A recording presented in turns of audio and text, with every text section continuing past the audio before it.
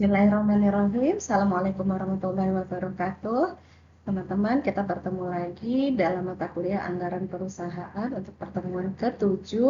Kita masih membahas anggaran penjualan untuk materi yang ketiga dan keempat, sambungan dari pertemuan 6 kemarin. Baik, kita akan mulai dengan sumber data penjualan sebagai materi yang ketiga. Kita lihat apa saja hal-hal yang perlu dipertimbangkan di dalam memperoleh data-data penjualan tahun-tahun sebelumnya yang akan menjadi pijakan atau menjadi sumber bagi seorang manajer keuangan untuk menyusun target-target penjualan tahun-tahun berikutnya. Oke, ada penjualan tahun sebelumnya, ya, penjualan tahun sebelumnya ini kita bisa menghitung penjualan tahun sebelumnya itu dan menjadikannya target pertumbuhan penjualan berikutnya dengan menggunakan metode pertumbuhan rata-rata ataupun dengan metode least square. Nah, ini yang 1 dan 2 ini nanti secara spesifik akan kita bicarakan pada slide-slide berikutnya. Kemudian sumber data penjualan juga bisa kita lihat dari pertumbuhan volume penjualan dan pertumbuhan pangsa pasar. Kita juga harus memperhitungkan demografi di mana ada perubahan kelompok usia tertentu, ada perubahan komposisi terhadap jenis kelamin, ada perubahan penduduk berdasarkan kelompok tertentu. Perubahan-perubahan ini akan berdampak pada minat beli, sehingga minat beli ini nanti akan berdampak pula pada penyusunan anggaran penjualan sebuah perusahaan. Oke, berikutnya itu terkait dengan pertumbuhan pendapatan. Jelas, pertumbuhan pendapatan ini akan sangat berdampak pada perubahan daya beli masyarakat, sehingga pada gilirannya juga nanti akan berdampak pada anggaran penjualan perusahaan yang akan disusun. Nah, berikutnya adalah perubahan eksternal, di mana situasi politik, situasi perubahan sosial kemasyarakatan, dan perubahan-perubahan ekonomi lainnya juga akan berdampak pada anggaran penjualan yang akan disusun oleh perusahaan. Oke, ini kita akan menggunakan sumber penjualan, data penjualan tahun sebelumnya yang akan kita hitung dengan pertumbuhan rata-rata. Ini merupakan contoh ketika kita menggunakan data tahun sebelumnya, data penjualan tahun sebelumnya untuk menghitung berapakah target penjualan kita di tahun mendatang, gitu ya. Kita memiliki 5 tahun data dari mulai 2019 sampai 2023, di mana tahun 2019 itu terjadi penjualan sebesar 220 ribu unit maksud saya, 2020 244.200 unit, 2021 280.830 unit, 2022 308.913 unit, dan 2023 sebanyak 355.250 unit. Nah, kita akan mencari berapa sih target target penjualan tahun 2024 yang sesuai, yang cocok dengan rata-rata penjualan yang terjadi pada 5 tahun ke belakang, gitu ya. Nah, kita akan melihat dulu berapa sih pertumbuhan volume penjualan pada tahun 2020, tentu pembandingnya adalah 2019, kan gitu ya. Pertumbuhan penjualan tahun 2020, data pembandingnya 2019. Pertumbuhan penjualan tahun 2021, data pembandingnya adalah 2020. Dan begitu seterusnya.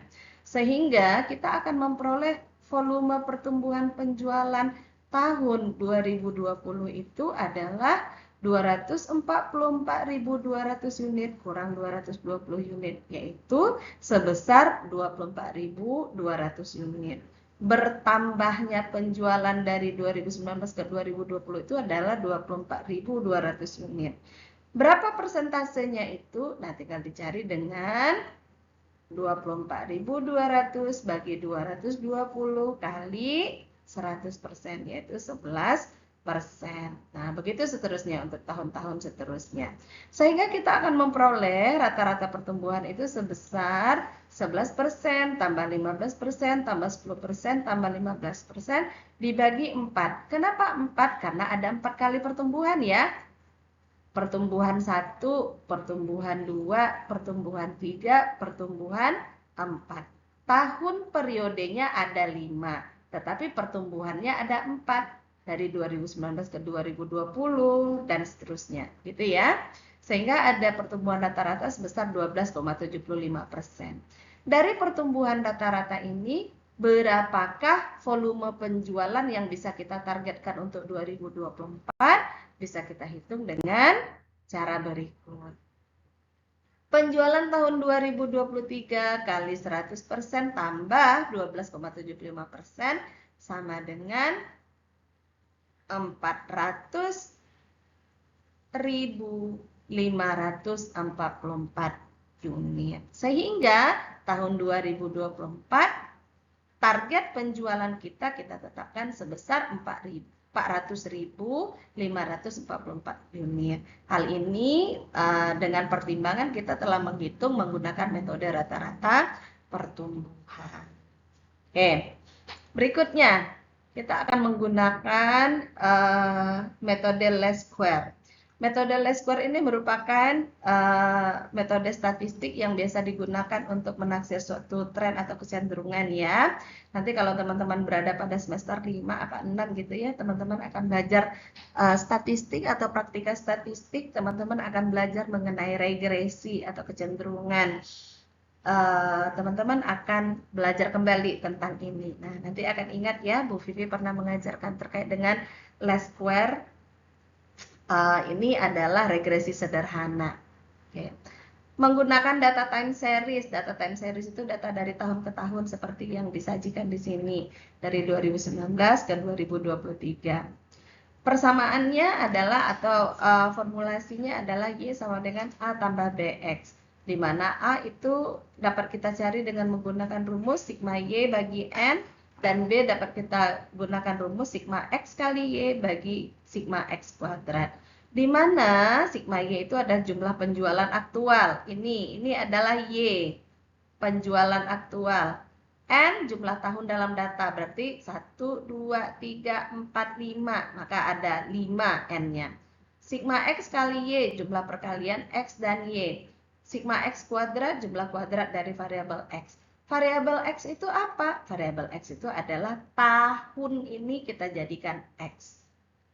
Oke, tentukan target penjualan tahun 2024 dengan menggunakan metode least square. Mari kita lihat caranya. Variabel X itu adalah tahun penjualan. Tahun penjualan itu 2019 sampai 2023. Ini kenapa saya buat 2024? Ini saya kotakin ya. 2024 ini adalah yang kita cari. Nah, 2019 sampai 2023 ini yang diketahui dari soalannya. Tahun ini agar dia bisa sama skalanya dengan data penjualan, maka kita ubah tahun ini dengan menggunakan coding, kode-kode. Tahun tengah, karena datanya ada 5, maka tengah itu adalah 2021 gitu ya. Kita jadikan sebagai titik 0. Ke atasnya itu min, ke bawahnya itu positif. Maka setelah 0 adalah min 1, sebelum 0 adalah min 1, min 2. Setelah 0 ada 1, 2. Sehingga tahun 2024 yang akan kita cari, X-nya itu adalah 3. Karena diteruskan, gitu ya. Oke, kita udah memperoleh. Berarti coding ini yang akan kita jadikan variabel X. Seperti ini. Nah, ini X-nya ya. X-nya berarti min 2, min 1, 0, 1, 2. Volume penjualan itu adalah Y. Ini sudah ada datanya. Yang kita perlukan untuk mencari A dan B itu adalah X kali Y, sigmanya, X kuadrat, sigmanya. Maka kita cari. X kali Y berarti min 2 kali 220, min 440. Tanda kurung min negatif atau minus gitu ya. X kuadrat berarti min 2 kali min 2, hasilnya 4. Yang di sini X kali Y, min 1 kali 244.200, jadinya min 244.200. X kuadratnya 1. Ini 0, dan seterusnya. Sehingga diperolehlah sigmanya ini. Kalau sudah diperoleh sigmanya ini, maka kita sudah gampang untuk memasukkan ke dalam rumus. A sama dengan 1.409.193 bagi 5. Hasilnya 281.193,6. B 335 213 bagi 10, hasilnya 33.521,3. X kita tahu tadi untuk tahun 2024 X itu adalah 3. Maka penjualan tahun 2024 kita masukkan dalam rumus Y sama dengan A tambah BX. Y sama dengan 281,193,6 tambah 33,521,3 kali 3. Sehingga Y yang diperoleh adalah 381.757 unit. Artinya, target penjualan untuk tahun 2024 dengan menggunakan metode least square adalah sebesar 381.757 unit. Oke, gitu ya. Oke, teman-teman, kita lanjut untuk materi yang keempat, yaitu menyusun anggaran penjualan itu sendiri. Sebagaimana yang tadi sudah saya singgung, kemarin saya singgung sebelumnya di pertemuan ke-6, bahwa untuk menyusun anggaran penjualan itu sendiri, kita bisa menggunakan berbagai kriteria yang diperlukan oleh perusahaan. Kita coba lihat ya, di sini.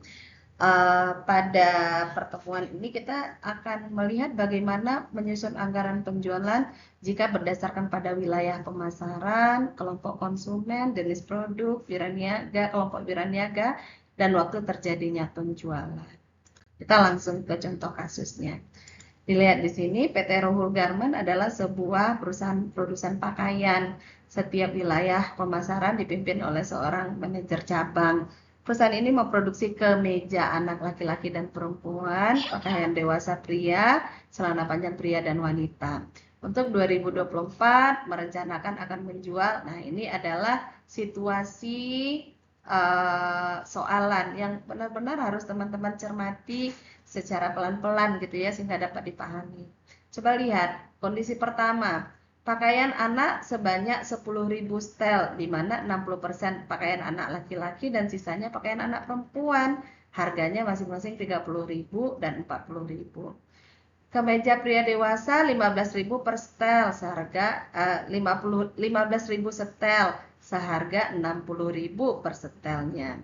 Celana panjang sebanyak 20.000 setel, 70% celana pria dan sisanya celana wanita. Masing-masing harganya 75.000 dan 85.000. Target penjualan per daerah itu untuk DKI 30%, Jawa Barat 10%, Jawa Tengah 20%, dan Jawa Timur 25%. Sisanya akan dijual di Bali. Volume penjualan yang direncanakan ini per bulannya, begitu ya, per waktu periode ininya. 15% pada bulan Oktober dan Desember, 10% untuk Januari, Februari, September, dan November. Masing-masing 5% untuk bulan sisanya. Lalu ada 9 orang wiraniaga, sebagaimana yang diperlihatkan pada tabel berikut ini. Cermati tabelnya pelan-pelan. Nah, lalu bagaimana nih? Nah, ini kita akan menyusun anggaran penjualan berdasarkan jenis produk.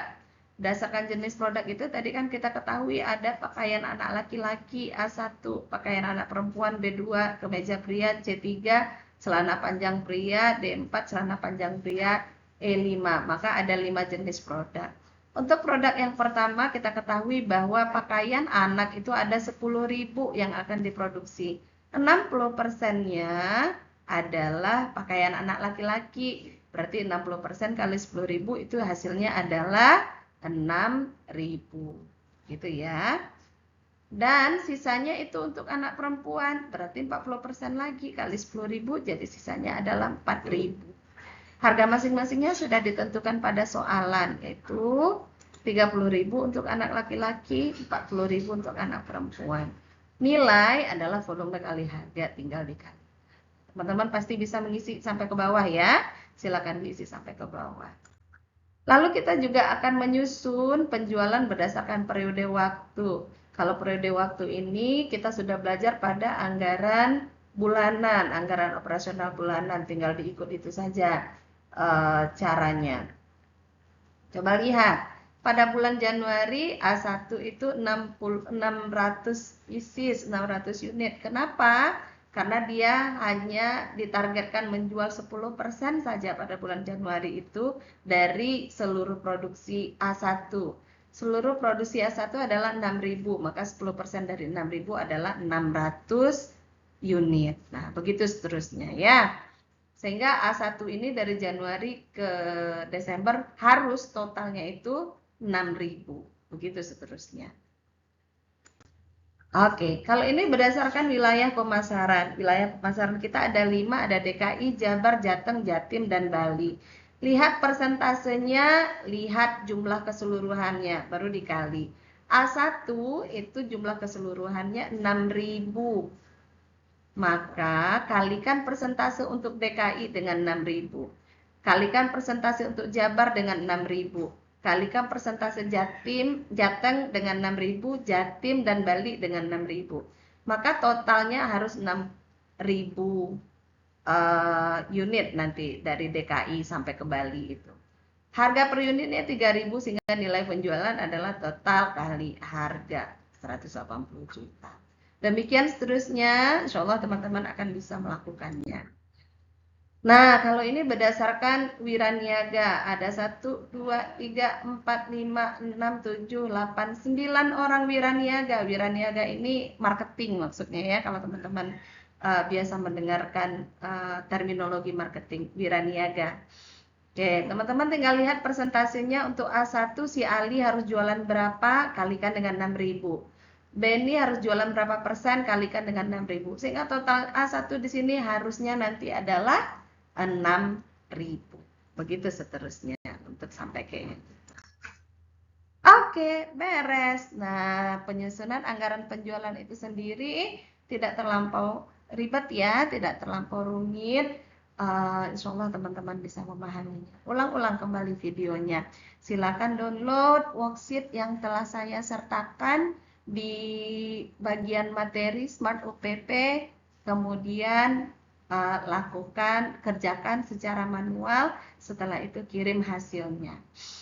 Oke, sekaligus pada slide penutupan ini saya ingin menyampaikan bahwa pada pertemuan ke-8 kita adalah jadwal untuk melakukan ujian tengah semester. Namun saya tidak akan lagi memberikan ujian tengah semester secara khusus. Oke, kita tidak akan ada ini ya, ujian tengah semester secara khusus. Bagaimana saya akan menginikan nilai teman-teman? Nah, jadi setiap sesinya itu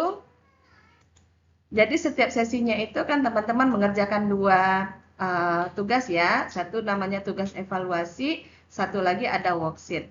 Tugas evaluasi itu adalah untuk kehadiran, worksheet itu adalah untuk ujian tengah semester. Jadi ada 4 worksheet nanti yang akan saya akumulasikan menjadi nilai ujian tengah semester. Sehingga teman-teman tidak boleh tidak mengerjakan. Oke, nah saya rasa cukup sekian. Terima kasih untuk perhatian teman-teman. Assalamualaikum warahmatullahi wabarakatuh. Bye.